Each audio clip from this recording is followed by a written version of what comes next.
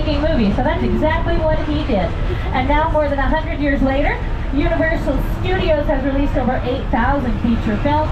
And Universal City truly is a fully functioning city. This fire station on your right is not a movie set. That's a real working fire station with real working firefighters. We love those guys. They keep us safe. They're great.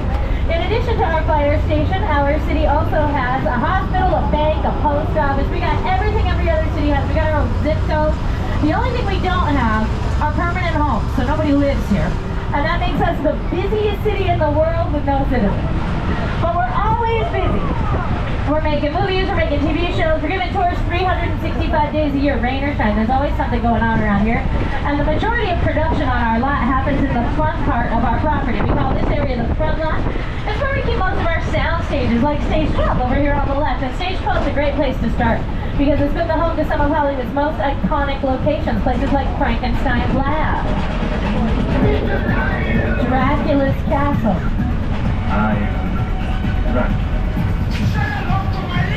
Scarface's Mansion, the Visitor Center from Jurassic Park. We built all these sets inside the same building, just not at the same time. That would have been hard. And here's what a soundstage looks like when there's nothing inside. It's a big empty concrete box. You can think of these sound stages as being like big three-dimensional blank canvases for our filmmakers. And right now we have 36 sound stages on our lot. A bunch of them are brand new because we spent the last couple of years expanding, building new sound stages because we're super busy. I was telling you at the top of the hill, we've got a lot of TV filming around these parts right now. Up at the front of our lot is where they tape the Kelly Clarkson show. Back towards the back is where they do most of the filming for The Voice. In between, we do a lot of scripted shows. Like right now, we're heading through what I like to call Bel Air territory. Bel Air films in stages 7, 8, and 14, which is coming up. So here from the cast of Bel Air are Jabari Banks and Ollie Sholatan. So what it is, you put egg on the cheese. You put cheese on the eggs, on the cheese. It's right. Whoa, how many seats do you think are in there? No, it's gotta be a lot. Yeah. We could probably fit the whole Bel Air cast and crew in there. No, we gotta get one of these for the mansion. And for sure. You're lucky for y'all. The Banks Family Mansion lives right here on the Universal lot. Right. Some of Bel Air's most pivotal scenes have been filmed right here. Jabari, what have been your most memorable moments? Oh, I don't know. I mean, there's so many to choose from. You know, I love the boy yourself when Will first enters, and at that moment, his life changes forever. What about you? Well, the Bel Air Academy gym set is here too, and I remember you having to sit in that cold ice bath for hours. Yeah, and that was really fun. Now, both of those scenes they just talked about were filmed inside Soundstage 14. From the outside, Stage 14 does not look like a mansion or like a fancy private school, but we built the inside of both of those buildings in there. That's what a soundstage is for. That's how it works. Now, most of the production we're seeing these days is for television. Stage 14 is really big. It's been used for some big movies over the years. But what we mostly get is TV, and all the sound stages coming up here on the right were built specifically for television. Sometimes we call this area Sitcom Alley for all the classic TV comedies that have been made here over the years. Shows like The Jeffersons, Coach, Sabrina the Teenage Witch, Martin with Martin Lawrence. A little more recently, we've had shows like Angie Tribeca with Rashida Jones, The Mindy Project with Mindy Kaling, The Good Place with Kristen Stell. Last year we had Rutherford Falls and Never Have I Ever. Currently, we've got Killing It with Craig Robinson, we've got Grand Crew with Nicole Byers, and we have Lopez versus Lopez with George Lopez and his daughter Mayan Lopez. And that long list, that is just a list of sitcoms. That's all comedy. We also do drama here. We do mystery, sci-fi talk shows, game shows, reality shows, big movies, commercials, music videos. I mean, anything you can do with a camera, we can do it here. And the people who decide what go into the sound stages work in these bungalows coming up here on the left. We got these cute little buildings that look sort of like little houses. They're very stylish. These buildings are actually offices for production companies like Imagine Entertainment. That's Ron Howard's production company. We have Monkey Paw Productions here. That's Jordan Peele, Mark Platt Productions. They do musicals like La La Land and Dear Evan Hansen. And we've got Illumination Entertainment. Illumination Entertainment is the animation company that created Despicable Me and the Minions, and also the new Super Mario Brothers movie.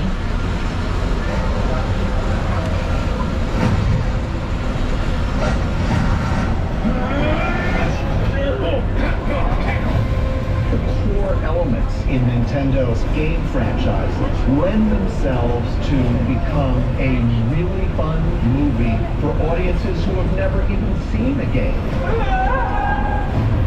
The way we've approached this film is to make the film for fans. We've made a commitment to a film that really honors this incredible game. It's a great, fun experience at the cinema. The Super Mario Brothers movie is in theaters right now, #1 in the country.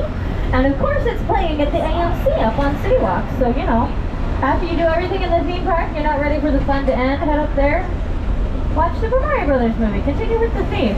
We're kind of Nintendo themed around here right now. And we're just about done with the front lot. So that means it's time to head into the back lot. And the back lot, this is where we keep the cool stuff. This is what we came out here to see. We're going to begin by visiting our metropolitan area, which I think a lot of you were with me when we were talking about it up at the top of the hill. Well, now you get to see it in person at ground level. And you'll notice right away, these metropolitan sets designed to look like city streets, not complete buildings. All we care about is what the camera will see.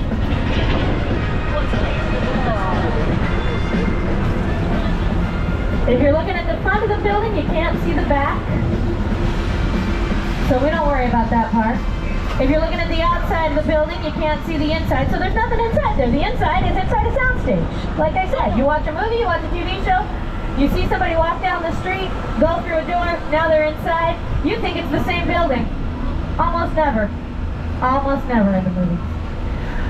But we can make these streets look like whatever city we want, and the most recognizable portion of our metro area is this courtyard right here. Now this is a location that's been used to film exteriors for Bel Air. They used it last year. It was one of the main locations for Rutherford Falls. But I think a lot of you will recognize these sets from when they appeared as Hill Valley in Back to the Future. That City Hall building on your left-hand side, that was the clock tower in Back to the Future Parts 1 and 2. You might be looking at your screen and thinking, wait a second, that building doesn't look the same. And I gotta tell you, you're right. It doesn't. It doesn't look the same. It's not supposed to. Back to the Future was a while ago. And since then, hundreds of other projects have filmed in this exact same location. I already mentioned Bel Air and Rutherford Falls, CSI, Desperate Housewives, Ghost Whisperer, Hairspray, Popstar. All of these different movies and TV shows, lots of commercials have filmed here, and they're all coming out here, filming the same location, but telling different stories. And they want you to think you're looking at a different spot every time. So what do? A lot of redecorating. Our production designers come out here, they can change the colors of the buildings, they can change the materials the buildings appear to be made from. We change all the signs and decorations, make it look like we're in a different city or a different country or a different time period, like we did for Back to the Future. And when we want to go to the big city, when it's time to head downtown, we do have to travel a little bit. We come all the way around the corner. And here we are in New York Street. I'm sure you can guess why we call it New York Street. Because it appears as New York more often than any other location. And since Jimmy Fallon knows New York better than I do, I'm going to throw things over to him and let him show you how it works. Hey everyone, welcome to New York! I got my start right here in New York on Saturday Night Live. This is actually my old neighborhood. I once got mugged over there by an old woman. Tough lady. This is my favorite hot dog guy. Hey buddy, how's it going? Remember me? No. Just like old times. Gotta love New York City. Hey, I'm walking here! Hey, it's cool guys. I was just walking there. So it's not exactly New York, but a lot of times when you see New York in the movies, it was shot right here on the Universal Metro sets. If you can make it here, you can make it anywhere. Even if you make it here on the Universal lot. And that kind of shows you how we bring these sets to life using signs and decorations, and live actors. And then some directors will go even farther. If you're watching a movie that has like superheroes or alien attacks, or giant robots, all those really fancy effects, that kind of stuff is mostly done with computers these days. And one director who is a master at putting digital special effects into all of his movies is the guy who reinvented King Kong in 2005. His name is Peter Jackson.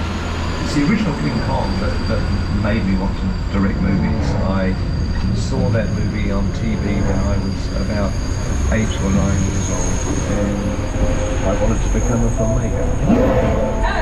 I like films that just take you away from your real life and sweep you up an adventure. Kong literally does that. I mean, you're on board the ship, you're sailing to a lost island, you're encountering monsters and creatures from, you know, prehistoric times. So I was thrilled when Universal invited me back to Skull Island, and it's great to have you along for the rock. Alright everybody, we are going to head into this dark, scary tunnel to let everyone's eyes adjust. And while we go through, you can put on those 3D glasses whenever you feel comfortable, because on the other side of this tunnel is the home of King Kong. So let me welcome all of you now to Skull Island.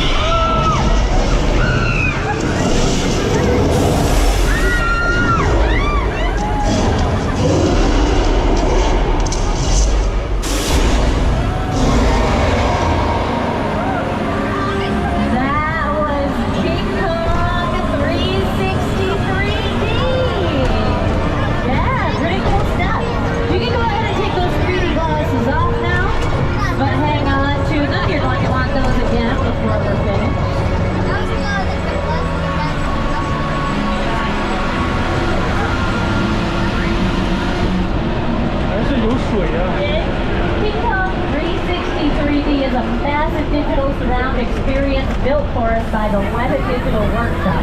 That's Peter Jackson's crew down in New Zealand. So these are the folks that helped them bring Kong back to life in 2005. They worked with them on the Lord of the Rings movies and the Hobbit trilogy. These folks helped Magnum P.I. with Tom Selleck. We got cars from Back to the Future, Back to the Future Part 2. And some Stone-aged foot-powered cars from the Flintstones. So we got the future and the past totally covered. Every car in this lineup was custom built for the production it was featured in. I mean, something like the Flintstones would have to be, right? You don't really expect the cars in the Flintstones to look like the cars that drive through your neighborhood. But not all of these cars are quite that extreme. We got stuff like the Fry's van there from Nope. I could believe that that would drive around the streets of LA, but if I saw something like that, it wouldn't be exactly the same because, like I said, each of these vehicles was custom built. Every one of them is unique. They were all put together to help our filmmakers tell whatever specific story they wanted for their production. And when you're doing something like that, details matter. Like when Steven Spielberg was planning the original Jurassic Park, he went to the Mercedes-Benz company and had them design and build all of the Jeeps and Land Rovers and even more specialty vehicles that they put together for the original Jurassic Park. Welcome to Jurassic Park. So this next section of our property that we're going to travel through will be filled with props and vehicles from not just the first Jurassic Park movie, but also the Lost World Jurassic Park, and Jurassic Park 3. So yeah, we got that whole first trilogy. And we've got the big vehicles in here. They're way too big to go in our picture car row, so they get their own space. We got the storage containers, all have the InGen logo. That's how you know they're from the movie. And we got a bunch of dinosaur cages. Even though in real life, dinosaurs have been extinct for millions and millions of years. Like, we're not actually worried about something like it down. Oh! There's a bunch of, look out! They were supposed to be extinct! I don't know what happened! It's so scary! We better go really slow so everyone can get good photos. That's really important. When your life is in danger, you want to get good pictures. It's okay, guys. It's alright. If you're in the back of the truck, don't be scared. Okay, the dinosaurs are fake. Even the big one. I want to make sure everyone knows. Thank you. The dinosaurs are fake, the cars are fake. Like half the trees right here are made out of foam rubber. We're in Hollywood, nothing's real here. Not even the weather. If you're watching a movie and you see rain or fog or snow on screen, the film crew is making that happen. Because Mother Nature doesn't work on you. If you want rain in your movie, you gotta make it yourself. Now the good news is, that's really easy to do. So that's what we're going to do. Right here in the Old Mexico section of our property, we're going to show you how we make it rain in Hollywood. First, we just want to get down where we can see properly, and then we'll start with a little thunder effect. There it is. Thank you, Cody. And that thunder is a pre-recorded sound effect, and we just play it through speakers around our hill. If we want lightning, we flash strobe lights. So it's very simple stuff. And once you have thunder and lightning going, then you start your rain. Perfect. We use real water for the rain because that's the best way to get our actors wet. But rain is hard to photograph. Rain doesn't really show up very well in pictures, so if we want to see it, we gotta cheat. We use extra large raindrops and we space them out. We shine the light through the water when we film. We might even add something like milk or paint to make the liquid more visible. All right, somebody just pulled the emergency cord. If this is a medical emergency, please pull the cord again. Okay, I'm gonna ask one more question. If it is safe to move the tram, please pull the cord. We will not move until you pull the cord, okay?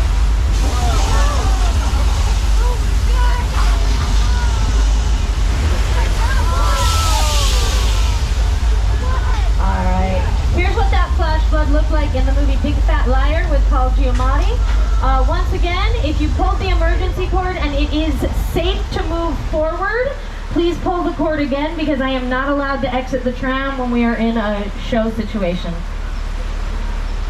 All right, if you don't pull the cord, we'll just hang out here and wait for help, but somebody is coming. We're handling it.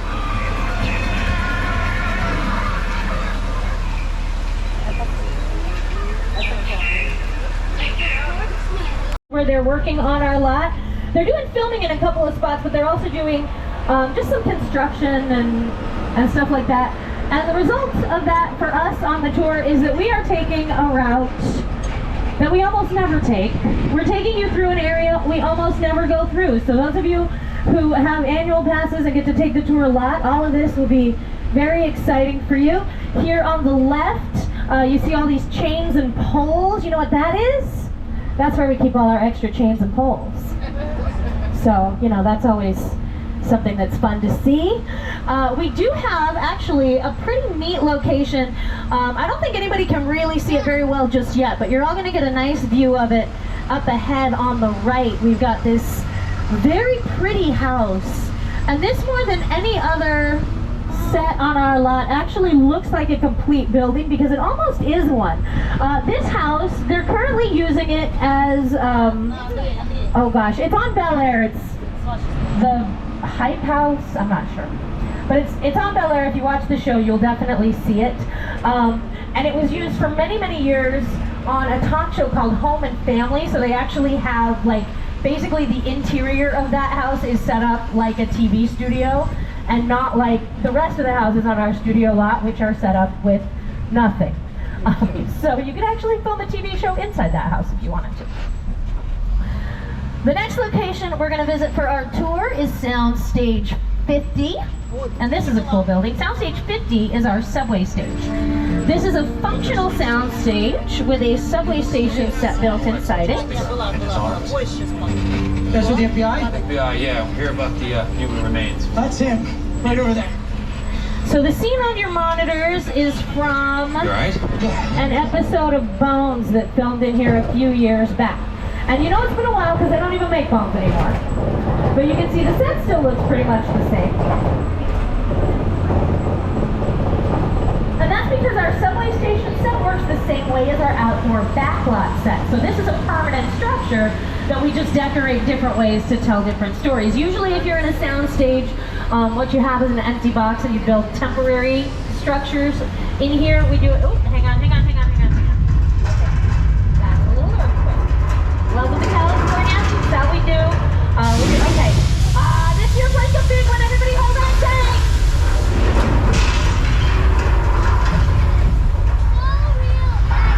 Oh no, look out back there.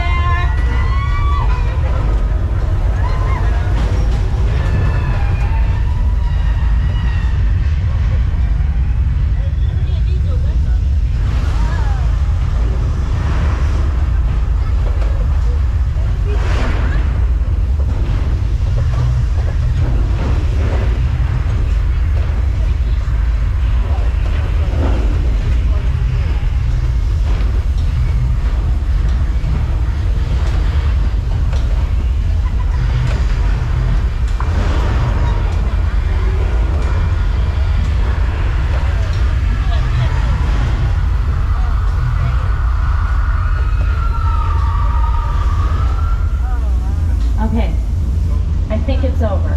We'll get the doors and we can, oh no, not again!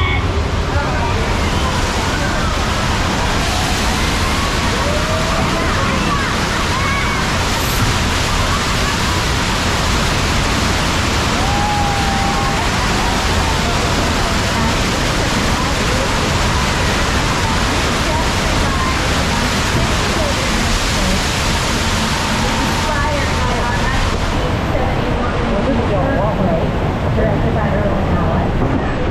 We don't really film in there very much. That was mostly just for the tour. But they did make an episode of Bones in there. They called it Bones on the Blue Line.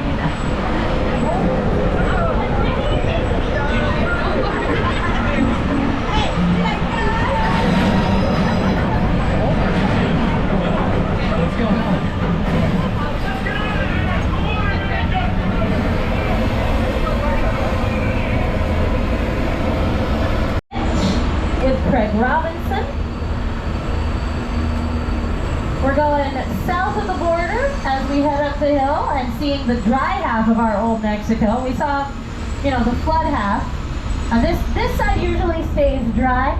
And you can see these sets in the first season of Westworld. These sets played the role of the town of Pariah. And it's another example of, when you're watching the show and they don't change the sets very much, so when you're watching TV, you're like, oh my gosh, that's the Universal lot, I know where that is. Another show that's good for that right now, it's one of my favorites that they're currently making is Quantum Leap with Raymond Lee and Ernie Hudson. They film all over our studio lot, and so when you watch the show, you're like, oh my gosh, I know that place. It's a good feeling, I want to share it with all of you. Anyway, here we are, heading to the most relaxing part of our studio lot. We have this beautiful beach town here. It's called Amity Island. And Amity was made to look more like an East Coast beach, not so much like, oh, do you see that fin? It looks like we got a shark in our water. Okay, this is actually pretty cool. You're gonna get great photos. I love, this is good timing. And there's one of our divers. Hey, Pete! Pete, did you see the shark? It looked like it was headed for you. Are you gonna be, Pete? You alright? Can you give us like a wave or a thumbs up, Pete? Pete? Oh, for Pete's sake, we're gonna have to call that in. Don't panic, folks. We're safe here on the tram. We're gonna pull forward. We'll hang out next to these highly flammable gasoline tanks, because that's not dangerous or weird. And we can talk a little bit about these sets, what kind of productions they've been used in. Somebody's got a hold of here. Oh, it's gotta be big to do that. If it gets at the gas line, that could be a real problem. Yeah, that's probably bad.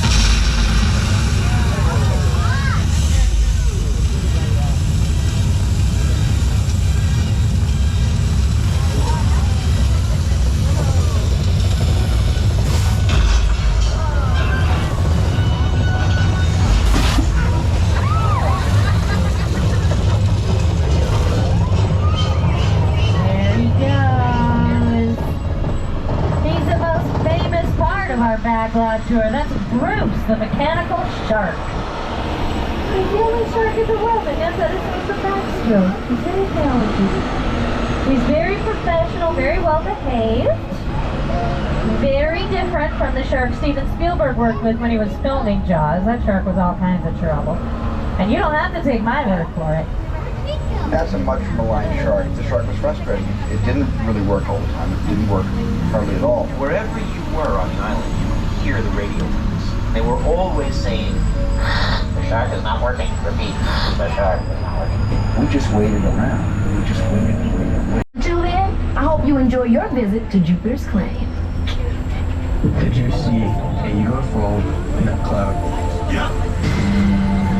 No. I ain't never seen nothing like this. Alright everybody, we are heading into the Jupiter's Claim sets from the movie Nope, and here to show us around is the man himself, director Jordan Peele. Movie magic only happens when a team of collaborators, often in the hundreds, work together to take an impossible notion and bring it to life. This is Jupiter's Claim, a nostalgic, small-time Southern California amusement park owned by former child star Ricky G. Park.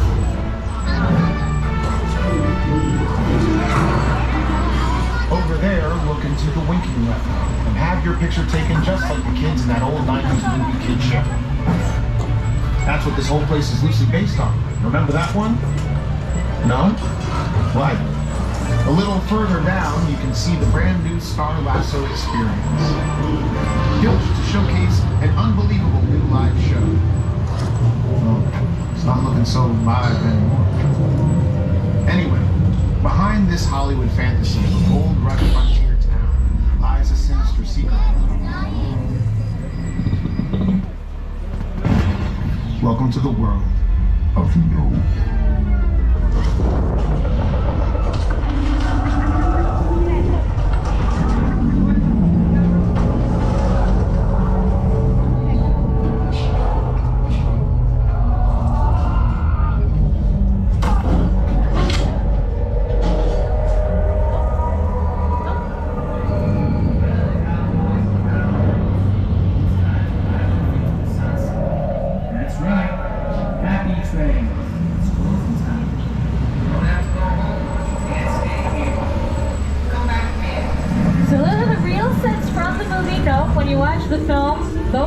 That you see up on screen, but they didn't actually film here.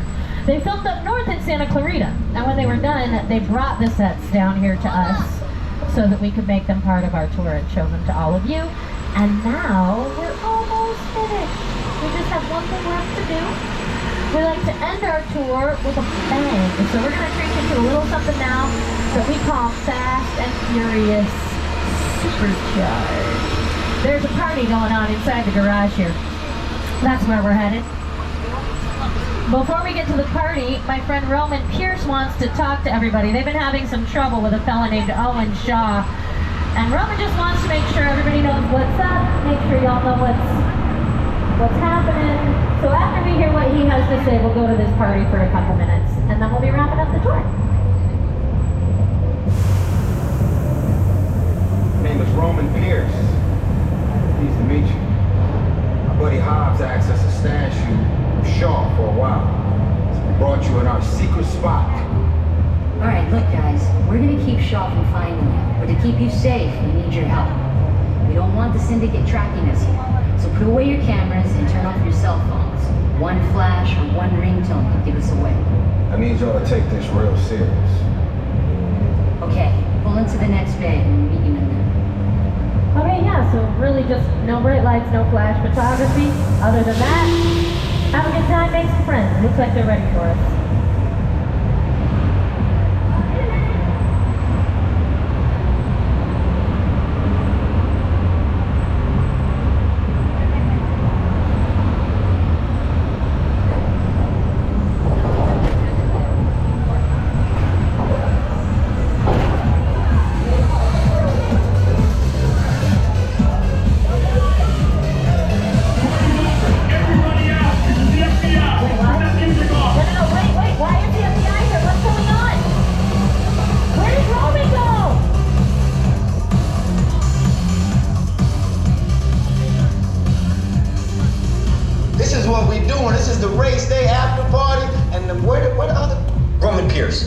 FBI, don't move. Damn. That's right, party's over. You know how long I took to iron this shirt, man? I'm not...